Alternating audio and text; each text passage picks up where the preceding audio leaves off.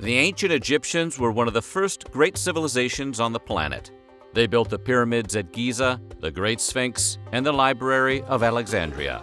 As a foundationally well-structured society, the Egyptians had a sophisticated agricultural economy, a highly organized government, and proper law enforcement. These social institutions created a sense of stability in their everyday lives that nurtured research and documentation.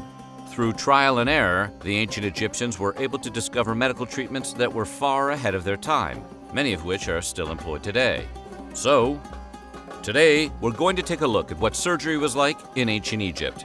But before we get started, be sure to subscribe to the Weird History channel and let us know in the comments below what other Egyptian history you would like to hear about. Open up and say, Well, I'm afraid you're going to have to watch this video. Ever the overachievers, the ancient Egyptians have practiced medicine as far back as 3300 BCE. Their knowledge was accumulated slowly and was largely tested and verified through the long, arduous process of trial and error. They started fairly small, treating battle wounds, snake bites, scorpion stings, and other topical ailments. But as this body of knowledge began to build up, it eventually put them ahead of other civilizations in the same era, medically speaking at least. But despite all of the medical knowledge, the average life expectancy at the time was still just about 34 years in ancient Egypt.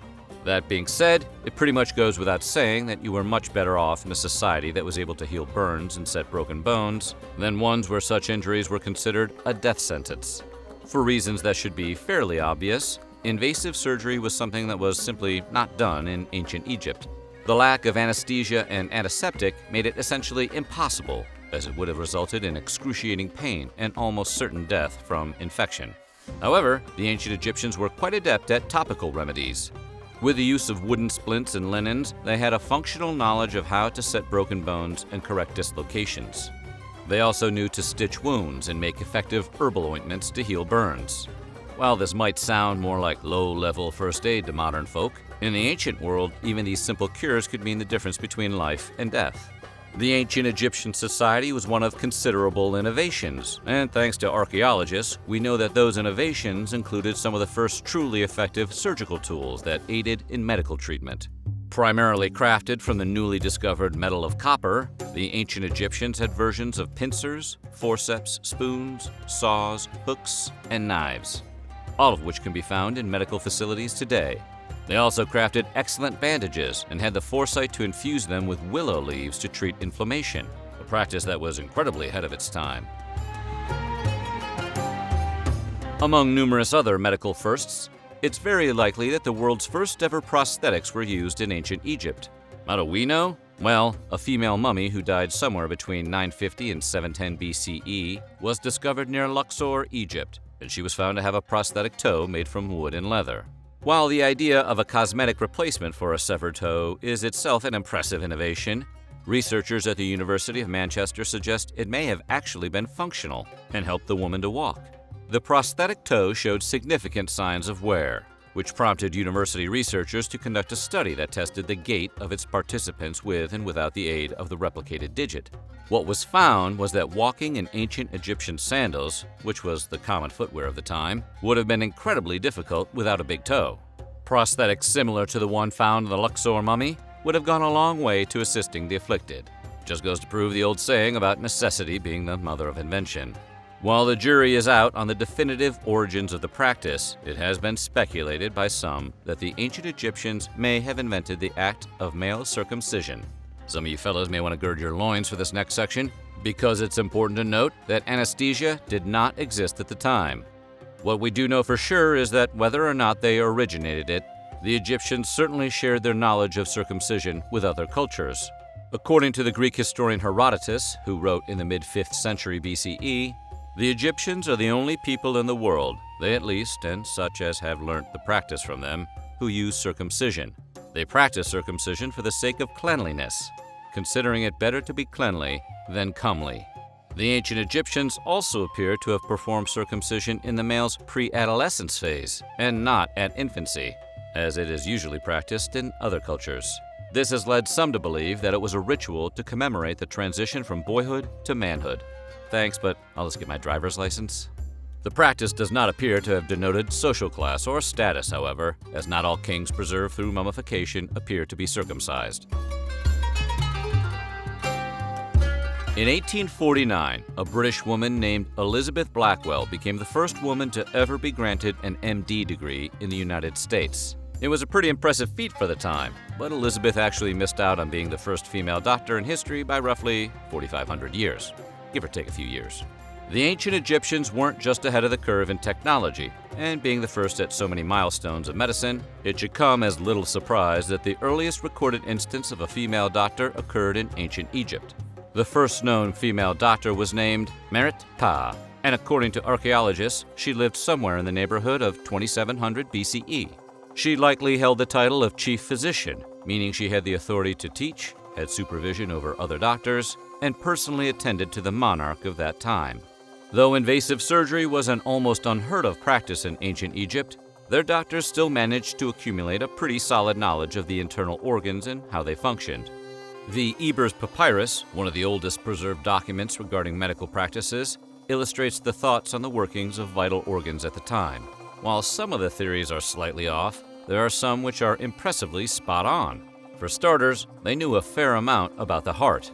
In the words of the Ebers Papyrus, which we've slightly adapted into more modern terms, "From the heart there are vessels to all four limbs, to every part of the body." Of the respiratory system, they knew that when we breathe in through our noses, the air enters our hearts and lungs, and then the entire belly. Close enough. They also had knowledge of the liver, which they believed is supplied with liquid and air via four vessels. When they overfill the liver with blood, they cause many diseases. And of course, because it's pretty hard to miss, they knew of the anus and had quite a few thoughts on it, including that the liquid and air that comes out of the anus comes from the vessels that exist in the arms and legs when they are overflowing with waste.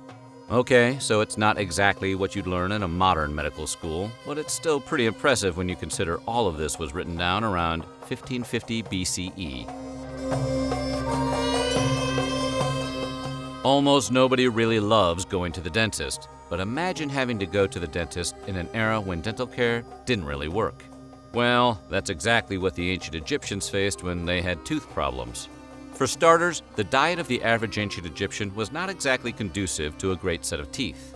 The tools used to grind food often left behind traces of sand and stone, which are naturally abrasive, and this often meant tooth loss at an early age. Now, the ancient Egyptians did have some remedies for these kinds of dental ailments, but they were fairly bizarre and typically painful. For example, according to the Ebers Papyrus, the treatment for a toothache was rubbing a powdered mixture of onion, cumin, and incense on a tooth. Now, if you're wondering how that promoted healing, it didn't. There are cases where the ancient Egyptians filled cavities with a mix of resin and a greenish mineral that contained copper and drilled into jawbones to drain abscesses of fluid. But curiously, the process of tooth extraction, which can be life-saving in cases of infection, was almost never used. If the ancient Egyptians are known for anything, it's the pyramids, the Sphinx, and their surprisingly sophisticated process of mummification, the latter of which has led to an understanding of how they functioned as a society and how they viewed public health. The mummification procedure was an incredibly invasive one that involved thorough dissection to remove moisture from the body. The process included the removal of brain tissue through the nostril via a gruesome hook implement, and that being the case, the priests who performed the sacred act got a fairly up-close and personal look at the internal organs of the human beings they prepped for the afterlife. Curiously, the knowledge gleaned from mummification was not employed for any medical use. While nobody knows exactly why these areas were so discreet, a strong possible explanation is that priests and doctors of the time simply did not operate in the same circles, so the communication just wasn't there. It's been regarded as a strange oversight for a civilization that practiced such thorough documentation. Though the ancient Egyptians used many legitimate medical remedies, the primary method of care still relied heavily on magic. You see, they believed that all diseases had supernatural causes. That being said, they assumed that healing also logically relied on the supernatural as well. So, medical treatment often came with a spell that was believed to aid recovery. One example of this would be a remedy for whooping cough. The medical treatment would consist of a grounded roasted mouse mixed into milk, followed by the magical aid of a lullaby that drove off evil spirits. It sounds like it would be a disaster, but archaeologists have found evidence of the effectiveness of such treatments. So, does this mean that magic works? Well, we can't rule that out entirely. Actually, we can. But most modern scientists and doctors believe the success rate was likely due to a powerful placebo effect. So what do you think? How is your healthcare compared to ancient Egyptians? Let us know in the comments below. And while you're at it, check out some of these other videos from our weird history.